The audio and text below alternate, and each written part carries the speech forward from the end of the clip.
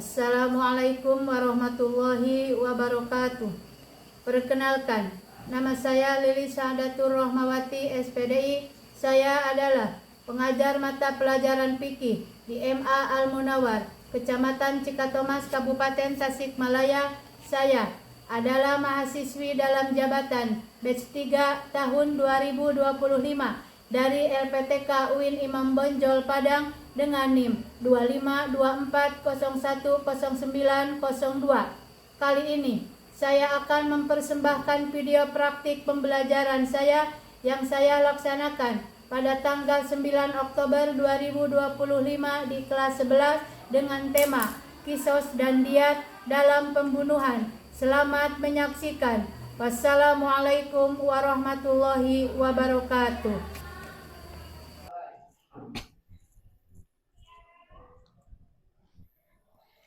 Assalamualaikum warahmatullahi wabarakatuh. Waalaikumsalam warahmatullahi wabarakatuh.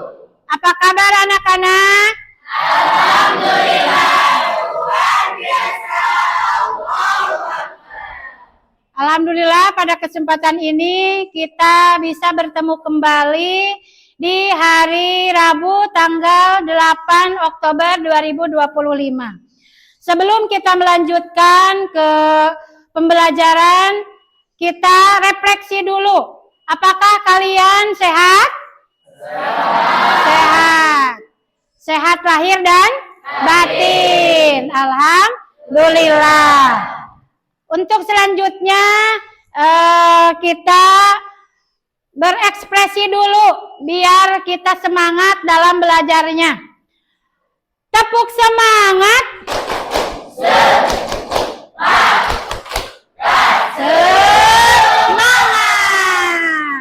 Insya Allah kita pada hari ini semangat dalam belajarnya. Amin. Untuk selanjutnya Ibu akan mengecek kehadiran kalian. Yang pertama, Agis, Airani, Ai Susan, Alip, Cika, Cucu Arifin, Dalpalana, Egar, Dede Salma,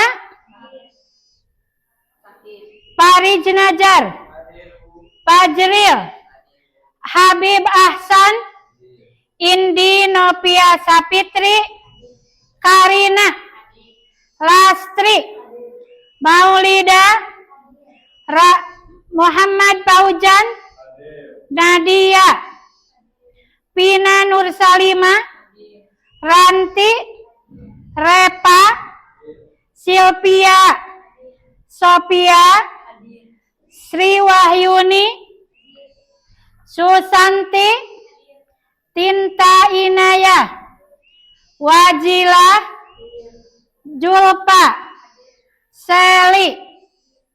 Alhamdulillah kalian semua hadir di waktu belajar di hari ini.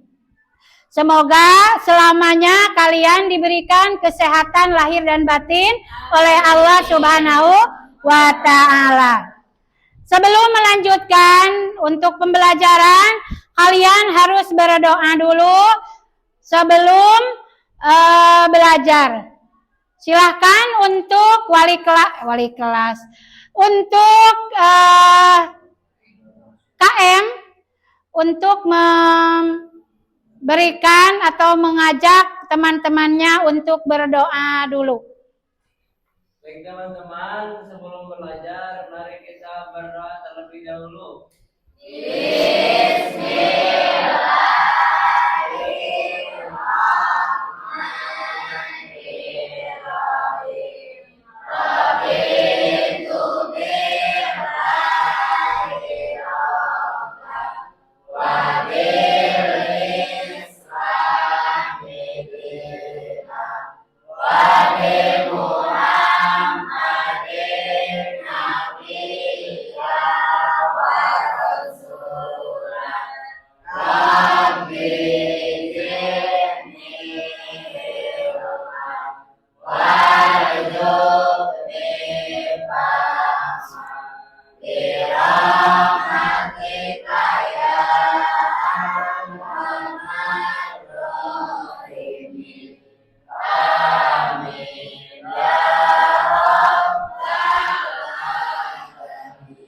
Alhamdulillahirabbil alamin. Semoga doa kita didengar oleh Allah Subhanahu wa taala dan apa yang kita inginkan dikabulkan oleh Allah Subhanahu wa taala. Untuk selanjutnya mari kita lihat video sepintas tentang jinayat, tentang pembunuhan berencana dan tidak berencana. Sekarang Ibu akan menayangkan sebuah video tentang kasus pembunuhan. Kalian harus menyimak. Ya, kalian harus menyimak video tersebut. Yes.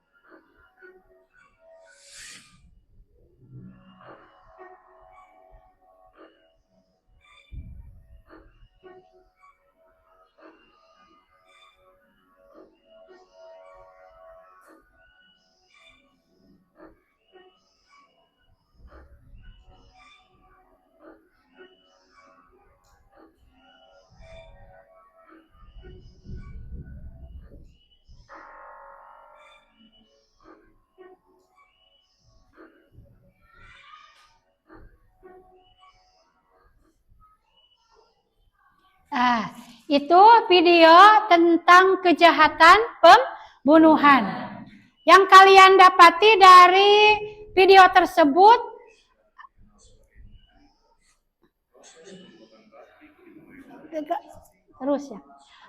dari video tersebut adalah pembunuhan yang disengaja atau yang tidak disengaja. Yang disengaja. Jadi dilakukannya pembunuhan tersebut ada rencana. Maka ketika seseorang melakukan kejahatan, mau disengaja ataupun tidak disengaja, maka orang tersebut harus mendapatkan hukuman. Yaitu di bab jinayat yang kemarin sudah kalian dapati di minggu kemarin, yaitu tentang jinayat yang berisikan pembunuhan dan penganiayaan, kisos dan diat juga kifarah. Yang kemarin baru pembunuhan dan penganiayaan. Ibu akan tanya apa yang disebutkan pembunuhan secara bahasa.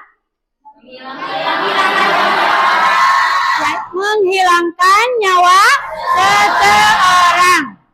Menghilangkan nyawa seseorang. Adapun pengertian pembunuhan menurut syara, menurut istilah perbuatan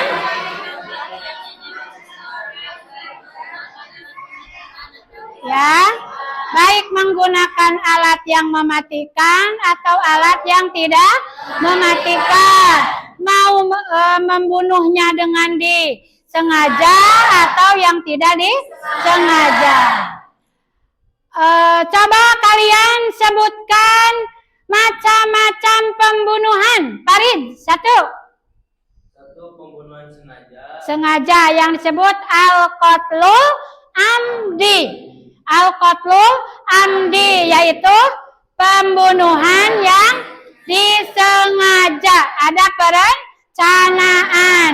Yang kedua, Sophia. Sengaja. Seperti sengaja. Seperti sengaja. Pembunuhan seperti disengaja. Al-qatlu sibhu amdi. Pembunuhan yang menyerupai disengaja. Yang ketiga, Alif. Membunuh kesalahan. Pembunuhan kesalahan. Al-qatlu khotai. Pembunuhan yang salah. Dari pembunuhan yang tiga tersebut, maka sebagai pelaku harus mendapatkan hukuman. Harus mendapatkan hukuman. Jadi sekarang yang akan dibahas di materi pada hari ini yaitu akan menerangkan tentang hukuman bagi seorang pembunuh atau yang menganiaya. Itu. Seorang pembunuh harus dihukum secara ajaran Islam. Yaitu dihukumnya dengan cara dikisos. Ya, dengan cara dikisos. Apa itu dikisos? Apa itu kisos? Hukuman. Ya. Hukuman yang setimpal. Sebagaimana hadis, sebagaimana dalam Al-Quran ya. Sebagai dalam Al-Quran ayat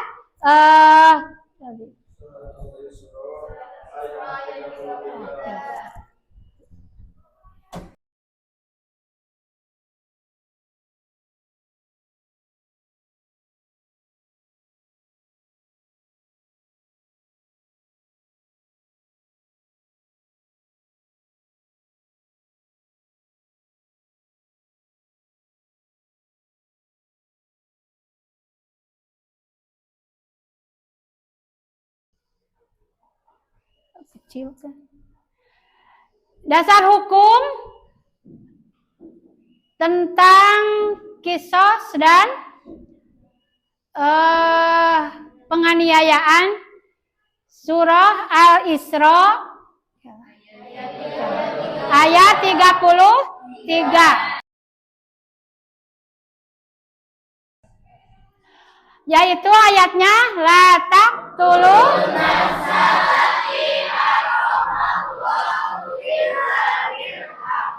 ini hukuman bagi pelaku pembunuhan.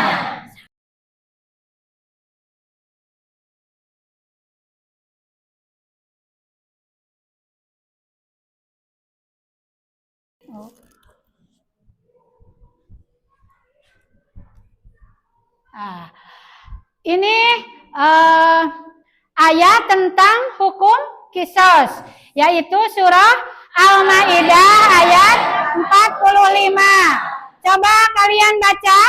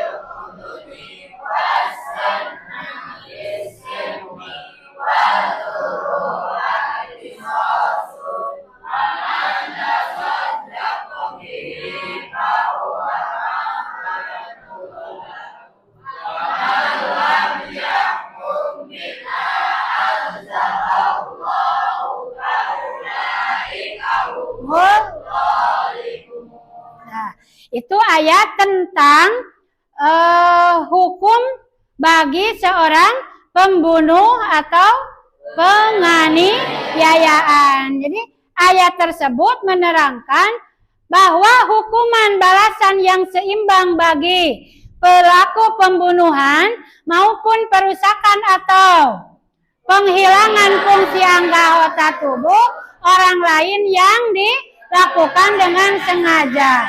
Jadi kalau pelaku menghilangkan nyawa, maka digantikan dengan kisos, harus dibunuh lagi. Kalau orang tersebut melakukan penganiayaan, menghilangkan tangan, maka dikisosnya dengan dihilangkan tangannya tersebut.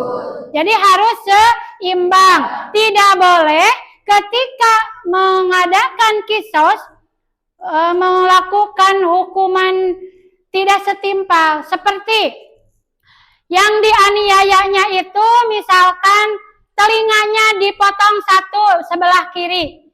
Yang dipakai dendaannya atau hukumannya, kisosnya, dipotong telinga sebelah kanan. Itu tidak boleh. Tapi harus yang setimpal. Kalau kaki kanan dengan kaki kanan lagi. Kata ayat di sini, annan nafsa bin nafsi. Ketika jiwa, nyawa dibalas lagi dengan nyawa. Wal aina bil aini. Ketika mata yang dilakukannya, dianiayanya, maka harus digantikan dengan mata lagi. Ketika hidung, harus diganti dengan hidung lagi, dan seterusnya. Itu dalam hukuman kisos pembunuhan dan penganiayaan. Apakah semua pembunuh atau pelaku harus kena dendaan? Tidak. Ada syarat-syarat tertentu, yaitu yang pertama, syarat orang yang bisa dikisos. Yang pertama, lihat. Bukan. Orang yang terbunuh terpelihara darahnya. Maksudnya gimana? Kita seorang muslim sangat terpelihara darah kita. Karena kita seorang muslim. Tapi kita juga harus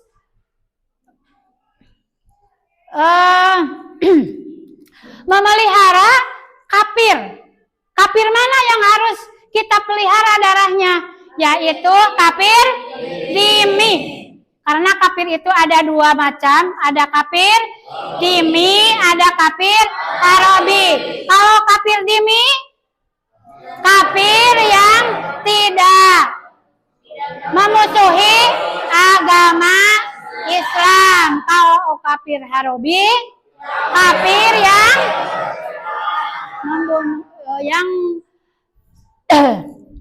yang memusuhi ajaran Islam. Kalau kafir harobi, boleh-boleh saja gitu ya, kita dibunuh misalkan. Tapi kalau kafir harobi tidak boleh. Kafir dhimmi tidak boleh. Yang kedua, pembunuh sudah baligh dan berakal. Berarti dilihat dari syarat ini, kalau pembunuhnya masih anak kecil, belum baligh, tidak boleh dikenakan hukum kisos. Apalagi yang tidak berakal, orang gila, maka dipertaruhkan kisosnya tersebut. Jadi tidak ketemu syaratnya ketika orang yang membunuh belum baligh atau tidak berakal. Jadi yang kena hukum kisos itu harus orang yang sudah baligh dan berakal sehat. Yang ketiga, syarat pembunuh di kisos itu yaitu pembunuh bukan bapaknya, bukan orang tuanya, bukan ibunya dari yang terbunuh. Misalkan saya punya anak, ketika saya lewat membawa golok, lalu saya empat golok tersebut mau memotong kayu. Ketika golok tersebut digunakan memotong kayu, ada anak saya lewat sehingga kepalanya kena golok sampai mati misalkan, ya, misalkan. Itu keadaan seperti itu pembunuhan sengaja atau tidak disengaja? Tidak disengaja, ya, tidak disengaja. Tapi hukum Islam walaupun tidak disengaja tetap ada berhadapan dengan hukuman ketika orang tersebut melakukan hal seperti itu. Ketika yang dibunuh atau yang dianiayanya anaknya, yang membunuh orang tuanya, mau disengaja atau tidak disengaja, makanya tidak diperhitungkan kisosnya. Yang keempat, syaratnya orang yang dibunuh sama derajatnya dengan orang yang membunuh. Jadi setara, seimbang. Berarti kalau tidak seimbang harus tindak banding deui. Lamun nu dimautanana teh presiden, ari nu ngamautanana RT misalkan. Tidak seimbang. Tidak, ketika mau kena kisos teu saimbang. Itu mah martabatna ge presiden, anu ngabunuhna RT. Jadi tidak seimbang. Di situ harus diperbincangkan deui itunya. Yang seterusnya, kisos dilakukan dalam hal yang sama. Jiwa dengan jiwa, mata dengan mata, dan lain sebagainya. Jadi harus sama. Seperti tadi yang sudah dijelaskan. Tidak boleh melakukan kisos, menghukum karena pembunuhan atau penganiayaan, beda pembalasannya. Tapi harus sama. Nah, itu yang dinamakan kisos. Dalam hukum jinayat, ada juga yang dinamakan diyat. Apa itu diyat? Coba kalian lihat dan baca pengertian diyat.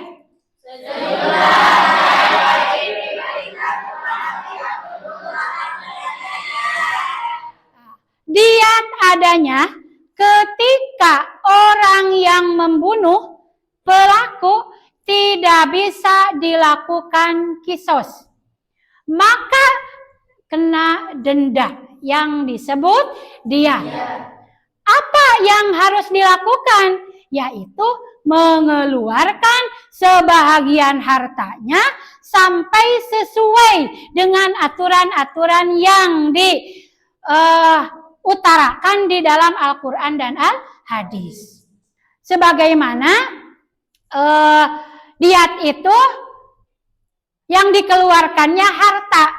Jadi orang yang dibunuh martabatnya misalkan bupati, maka orang tersebut akan mahal harganya.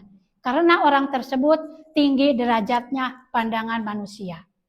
Maka ketika dikenakan denda, diyat, orang tersebut pasti mahal.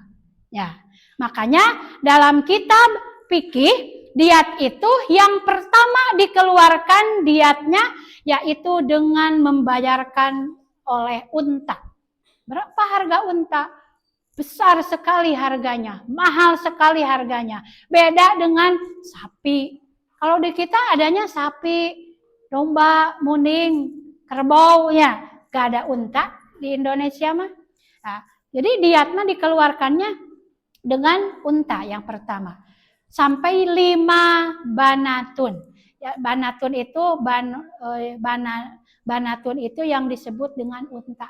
5 unta. Kalau 5 unta berapa itu harganya? Kisaran unta yang normal harganya 100 juta.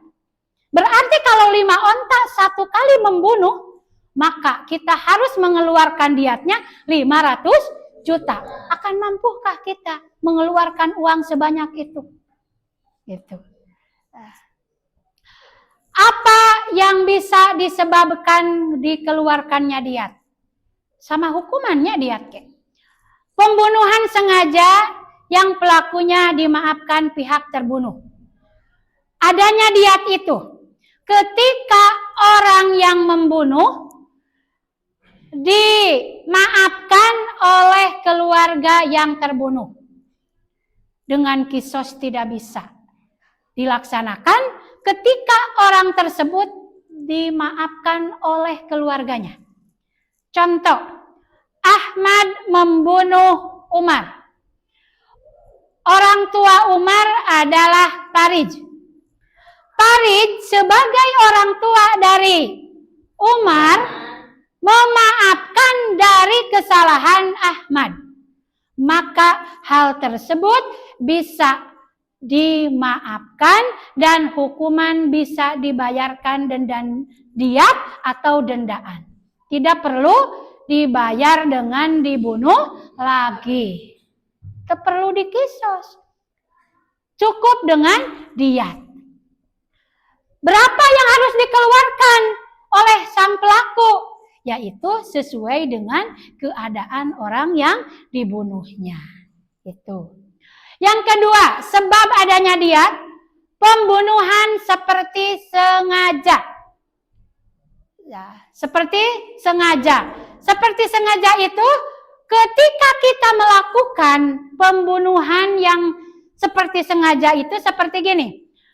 Ada orang kita neko-neko, main-main, pakai ketepel, pakai batu kecil, langsung ditujukan ke orang tersebut, kena kepalanya, sampai mati.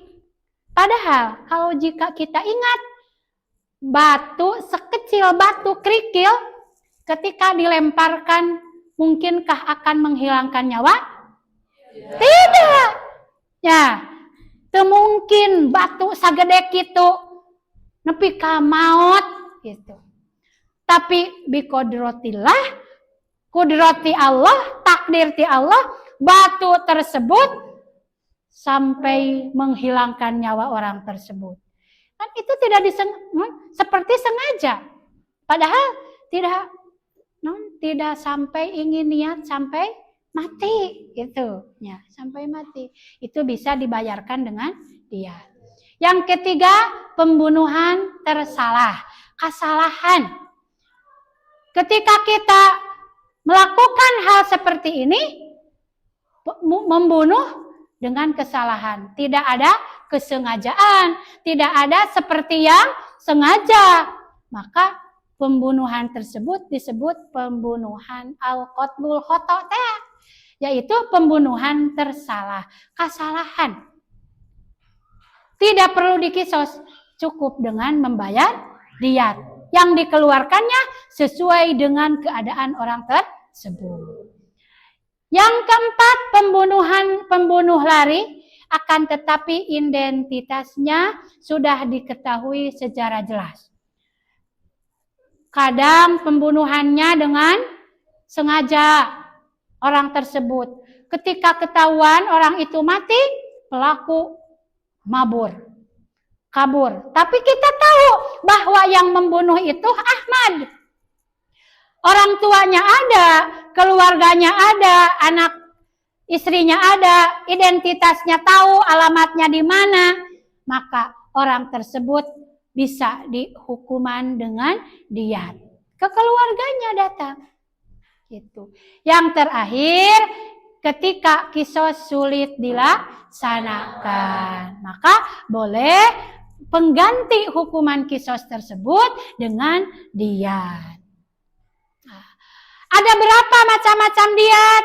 Lihat, macam-macam diat itu ada 2. 1, diat mugolado atau yang kedua atau denda ringan.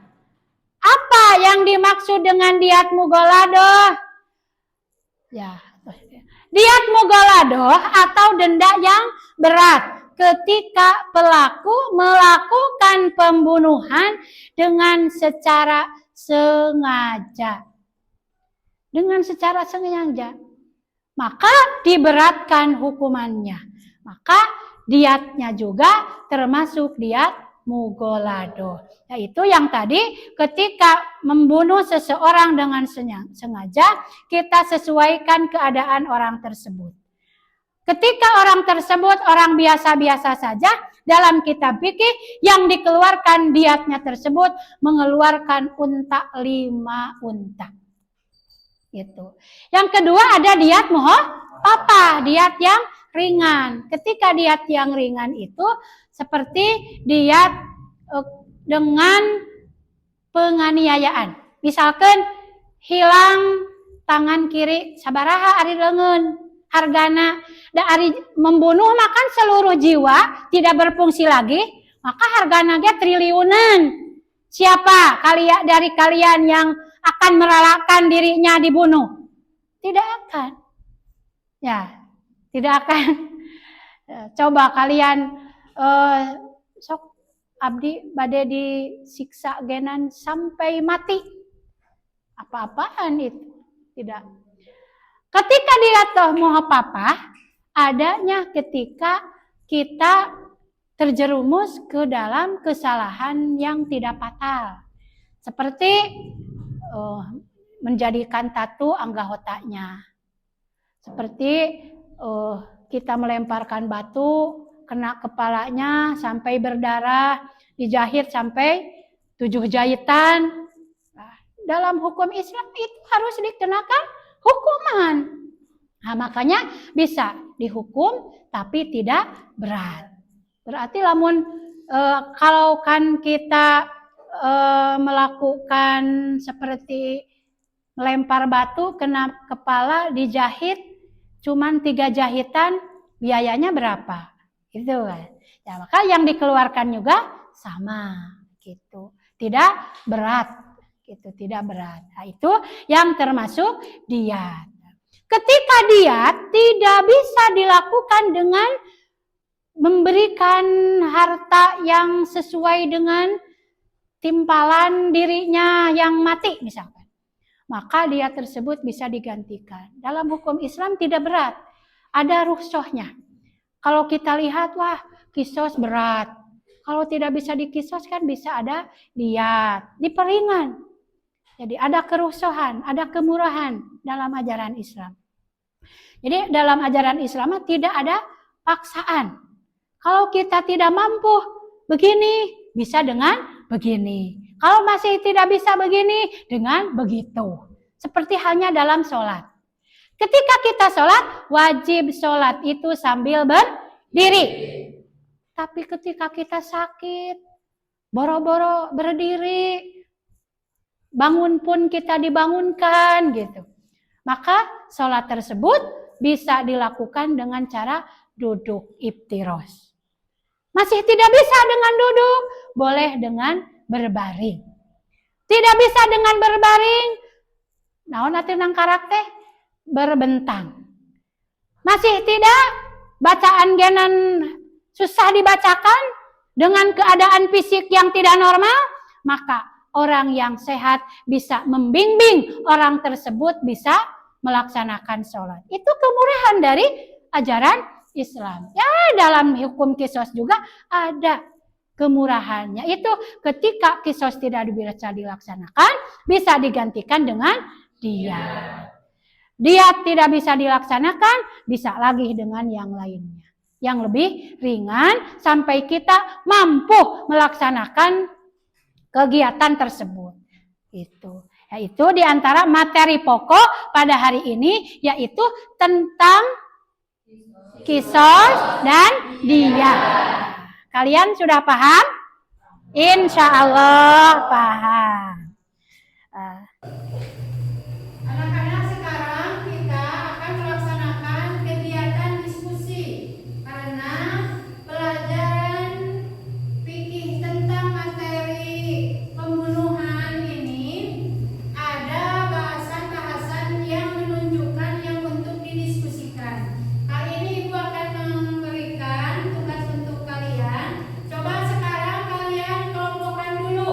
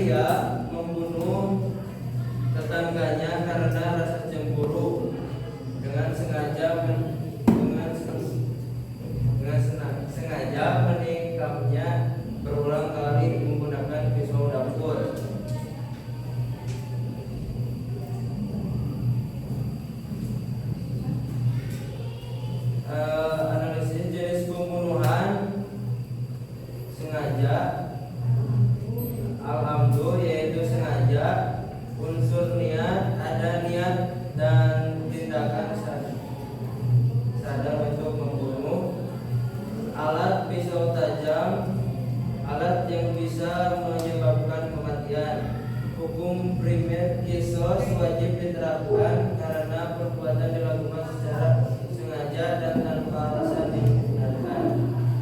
Jika keluarga korban memaafkan, pelaku wajib membayar diat mubalaghah sebanyak 100 ekor unta atau nilai setara. Kifarat tidak berlaku karena hukuman utama adalah kisos. Dalilnya yaitu dalam Quran surat Al-Baqarah ayat 178. Hikmah menegakkan keadilan dan mencegah terjadinya tindakan balas dendam liar. Sekian presentasi dari kelompok kami. Wassalamualaikum warahmatullahi wabarakatuh. Waalaikumsalam warahmatullahi wabarakatuh. Coba untuk kelompok B, presentasikan.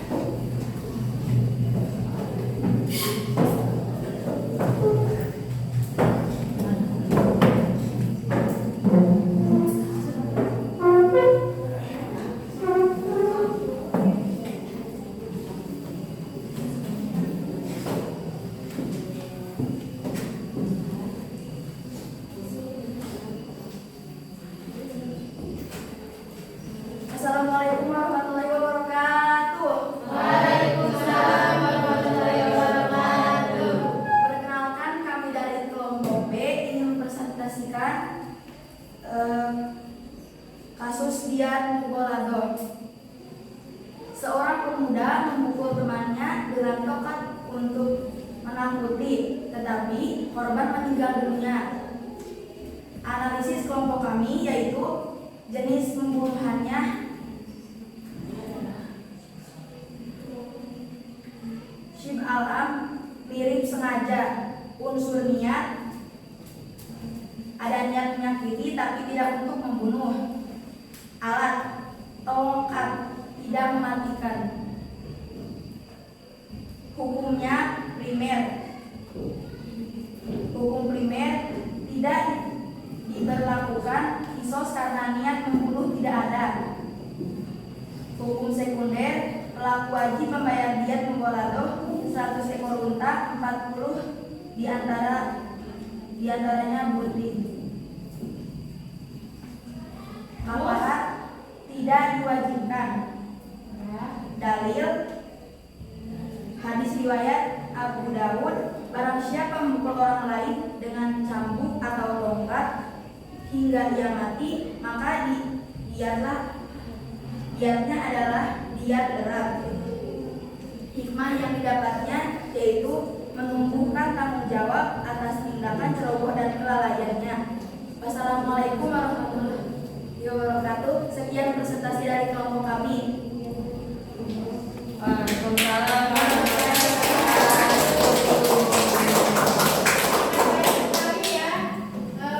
Untuk yang ketiganya kelompok C. Depan. Hasil diskusi kalian.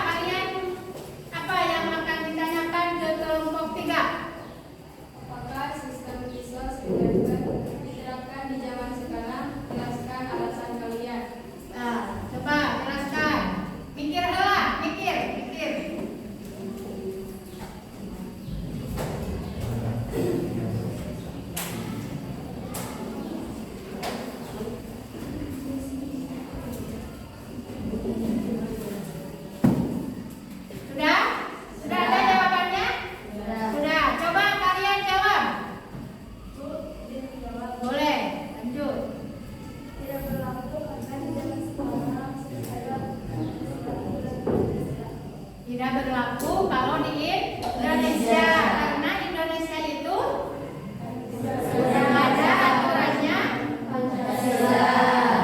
Undang-Undang Dasar Pancasila. Jadi tidak berlaku kalau di Indonesia. Cukup paham kelompok 2? Alhamdulillah. Sekarang kelompok 3 mau menganalisis kelompok berapa? Kelompok 1, kelompok A. Kalian siapkan untuk menjawab kelompok 1. Coba kalian bacakan untuk pertanyaannya. Dalam kasus B, bagaimana cara kalian menghukum pelaku tersebut? Nah, bagaimana cara menghukum pelaku tersebut? Kalian diskusikan lagi bagaimana cara menghukumnya pelaku tersebut. Yaitu yang tadi itu yang membunuh disengaja. Bagaimana cara menghukumnya? Dengan apa? Dengan cara apa? Sudah ada jawabannya? Hah? Sudah. Coba kalian baca. Untuk jawabannya apa? Jawabannya itu pelaku wajib membayar diat Mugolando. Yaitu dengan Membayar diat Mugolando. wajib membayar diat Mugolando dengan berupa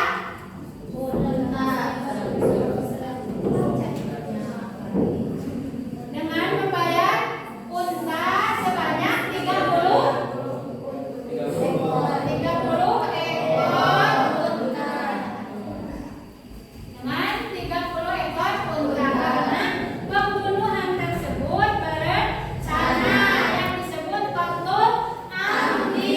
Jadi membayar diatnya dengan mengeluarkan unta 30 ekor unta. Sudah paham? Paham kalian? Alhamdulillah untuk diskusi sekarang sudah selesai. Sekarang Ibu akan menganalisis dari seluruh materi-materi yang kalian diskusikan. Untuk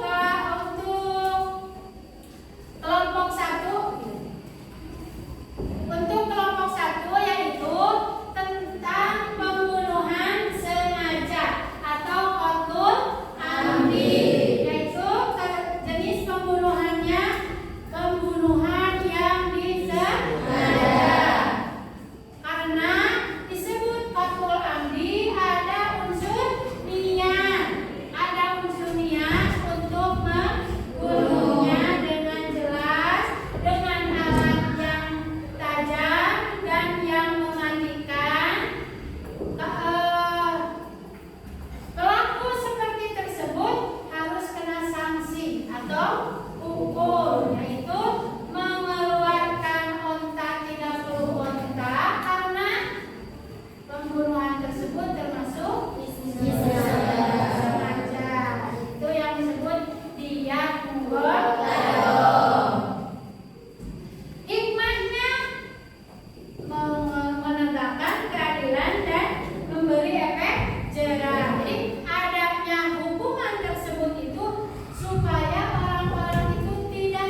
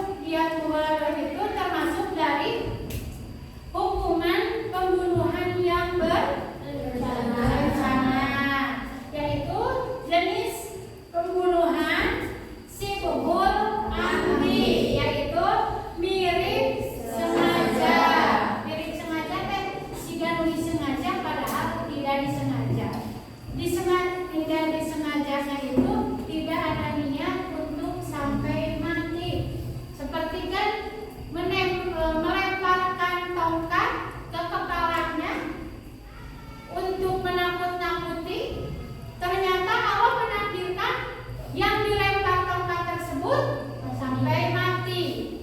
Itu ada unsur membunuh tidak? Melemparkan tongkatnya ada unsur membunuh? Tidak. Tapi Allah menakdirkan orang tersebut sampai mati. Nah, itu disebutnya qatlu shibhul amdi. Karena niat menyakiti tapi tidak untuk membunuh.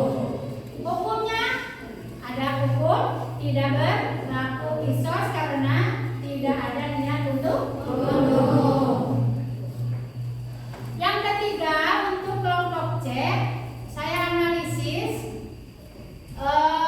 dia mau papa dan kiparatnya. Dia mau papa itu niat yang enteng, seperti untuk mengeluarkan dia untuk orang-orang yang atau untuk pelaku yang membunuh tidak disengaja, yang disebut qatlul khotoi, pembunuhan yang tidak disengaja. Ya, yang tidak disengaja, maka hukumannya wajib membayar diat muhafafah, mengeluarkan 100 ekor unta. Kalau tidak mampu berpuasa sebulan berturut-turut, itu kiparatnya. Jadi untuk pembelajaran kita hari ini tentang diat dalam pembunuhan, qisas dan diat dalam pembunuhan kita sudah selesai. Apa yang kita harus lakukan? Hikmahnya apa? Pertama, yang kita harus lakukan, kita harus selalu hati-hati dalam berbuat. Tidak semena-mena, walaupun dengan unsur main-main atau dengan unsur coba-mencoba. Karena mungkin saja yang kita lakukan itu akan menjadi fatal. Yang kedua, kita harus selalu menjauhi apa yang akan membuat kita terjerumus dalam kejahatan, seperti membuli, bullying, mimiti. Nah, pertama kita cubit-mencubit, dari cubit-mencubit, tonjok-menonjok. Sudah tonjok-menonjok, memukul. Pukulan itu akan menjadi sebuah tragedi yang fatal. Bisa menimbulkan kematian. Kalau memukulnya ke kepala, yang terbentur juga kepada hal yang keras, bisa itu mematikan. Jadi kalian harus meninggalkan, menjauhi apa yang akan menjerumuskan kita ke jalan-jalan yang jahat. Harus ditinggalkan. Itu mungkin dari sekilas pemaparan tentang qisas dan diat. Kalian paham? Jadi inti dari pembelajaran sekarang yang pertama tentang memahami tentang qisas dan diat. Untuk merealisasikannya jangan sampai kita terjerumus ke arah kejahatan tersebut. Maka dari itu kita harus membiasakan diri untuk meredam nafsu kita. Tidak boleh dendam dan jauhi hal-hal yang menjerumuskan kita, mendekatkan kita ke arah kejahatan tersebut. Insya Allah kalian semua bisa melaksanakannya dengan seksama. Dan untuk pelajaran hari ini dicukupkan sekian. Mari kita bacakan hamdalah bersama-sama. Alhamdulillah rabbil alamin. Coba kalian bacakan doa majelis.